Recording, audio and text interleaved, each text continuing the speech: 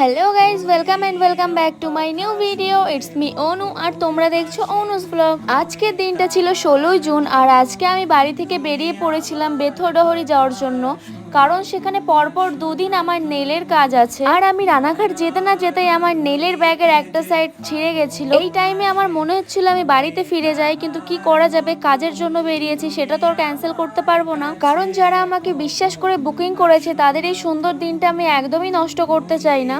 দেন আমি বেথরডহরি স্টেশনে নেমে এখানে একটা দোকান থেকে ব্যাগটা সেলাই করে নিলাম, আর বোনও ছিল আমার সঙ্গে। আমাদের ব্যাগ সেলাই হয়ে যাওয়ার পর আমি আর বোন চলে গেলাম প্রথমে মোমো খেতে। আর জানো তো, বেথরডহরি এই মোমোটা আমার অনেকটাই ভালো লাগে, আর আমাদের এখান থেকে অনেকটাই দাম কম। মোমো খাওয়া কমপ্লিট হয়ে যাওয়ার পর আমি আর বোন চলে আসলাম মঞ্জিনিসে, দেখি এখান থেকে কি কি নেওয়া যায়। দেন আমি এখান থেকে একটা বাটারস্কচ আর একটা ব্লুবেরির পেস্ট্রি নিয়ে নিয়েছিলাম। দেন মনে হলো আরো কিছু নেওয়া যাক, এই জন্য একটা চিকেন পিৎজা নিয়ে নিয়েছিলাম। আর এগুলো আমরা প্যাক করে চলে গেছিলাম টোল ট্যাক্সের ওখানে একটা ক্যাফেতে। পিৎজার অবস্থা গাইস, এটার মধ্যে স্পুন আছে। এটা পিৎজা না অন্য কিছু। দেখা মানে কি, ভিডিও করার আগে তোর খেতে হবে ভাই, লোভ সামলাতে পারিস না। এটা কোন কথা? ঠিক আছে নাও খাও। আর একজন কি সসে ডিপ করছে ভাই। তুমি যখন খাওয়া সেই ভিডিওটা আমি নেব, তুমি দেখো আমি কিভাবে খাও। কেমন রিভিউ দাও? ভালো? এখনো গিলে পারোনি? অতটাও ভালো। ঠিক আছে, চলো গাইস খাওয়া যাক।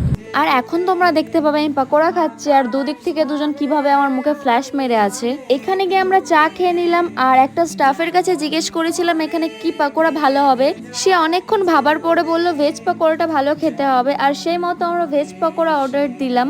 কিন্তু সত্যি বলতে এটা খেতে একদমই ভালো না।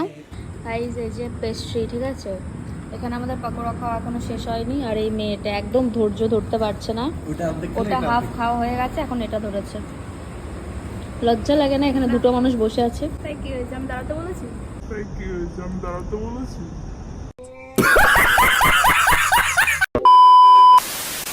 নাইট ড্রেস পরে এখানে চলে যায়, ঠিক লজ্জাও লাগে না। ইস, আমি হাফ প্যান্ট পরেও চলে আসতে পারি, তাই লোকসভাতে থাকি। জানি তো তুমি একটা নির্লজ্জ লজ্জাহীন মানুষ।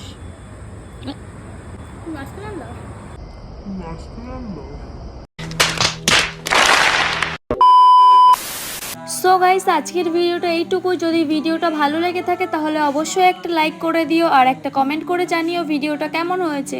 আজকের জন্য টাটা গাইস, আবারও দেখা হচ্ছে নেক্সট কোনো ব্লগে।